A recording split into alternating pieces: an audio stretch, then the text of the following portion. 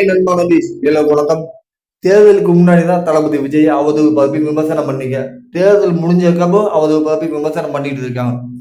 அவர் நின்னா கூத்தா, நடந்தா கூத்தா, கார்ல போனா கூத்தா, பிளைட்ல போனா கூத்தா, இப்படி என்ன பண்ணாலுமே அவர் மீது தொடர்ந்து அவதூறு வச்சுக்கிட்டே தான் இருக்காங்க. இன்னைக்கு தளபதி விஜய் பார்த்தீங்கன்னா திருச்செந்தூர்ல சாமி கும்பிட்டுருக்காங்க. அந்த சாமி கும்பிடுறதுலேயே ஒரு அவதூறு பரப்பாங்க. நேற்று நைட்டு தளபதி விஜய் பார்த்தீங்கன்னா சென்னையில வந்து மதுரை வந்துக்க ஃப்ளைட் மூலமா. ஏன்னா இதுலேயும் ஒரு அவதூறு குற்றச்சாட்டு வைக்கிறாங்க. ஏன் தூத்துக்குடி தான் விமான நிலையத்தில் இருக்கு, சென்னையிலேருந்து விமான நிலையம் தூத்துக்குடி டேரக்டாக போய்க்கலாமே, அங்கேருந்து திருச்செந்தூருக்கு 40 கிலோமீட்டர் தானே அப்படிங்கிற மாதிரி விமர்சனம் பண்ணிட்டு இருக்காங்க. ஆனால் முட்டா பள்ளிகளே, முதல் எல்லாத்தையும் தெரிஞ்சுக்கிட்டு பேசுங்க. ஏன்னா தூத்துக்குடிக்கு பார்த்தீங்கன்னா இரவு நேரத்தில் வந்து ஃப்ளைட்டை இறக்க மாட்டாங்க. அதனால் பகலில் மட்டும்தான், ஒன்லையும் வந்து பகலில் மட்டும்தான் ஃப்ளைட்டை இறக்குவாங்க. ஏன்னா நைட்டு இறக்குறதுக்கு அந்த அளவுக்கு வசதி இல்லை அப்படிங்கிற மாதிரி ஏற்கனவே அறிவிச்சிருக்காங்க. அதனால தான் சென்னை மூலமா மதுரை வந்து மதுரையிலிருந்து கார் மூலமா திருச்செந்தூர் போயிருக்காரு. இதுல இன்னொரு அவதூறு என்னன்னா, தளபதி விஜய் கூட ஒருத்தர் இருக்காரு, அதாவது விஷ்ணு ரெட்டின்னு அவர் ஒரு நண்பர்.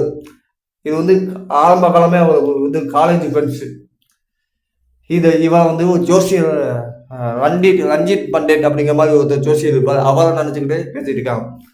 விஜய் வந்து ஒரு ஜோசியர் மூலமா சொல்லிதான் இந்த மாதிரி கோயிலா போறாங்க அப்படின்னு சொல்லிட்டு இருக்காரு. அதனால என்ன தப்பு இருக்கு?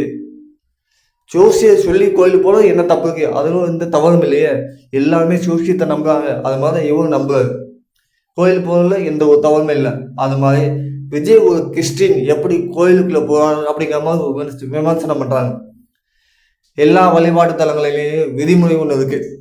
அதில் வேற ஒரு மதத்தை சேர்ந்தவங்க பார்த்தீங்கன்னா அந்த கையெழுத்து போட்டு போவாங்க, நோட்டில் சைன் போட்டு போவாங்க. உங்களுடைய மதத்தை நான் கரெக்டாக பின்பற்றுவேன், எந்த ஒரு பிரச்சனை வராது அப்படிங்கிற மாதிரி சைன் போட்டு தான் தளபதி விஜய் முறைப்படி கையெழுத்து போட்டு தான் கோயிலுக்குள்ள சாமி கும்பிட்டுருக்காரு.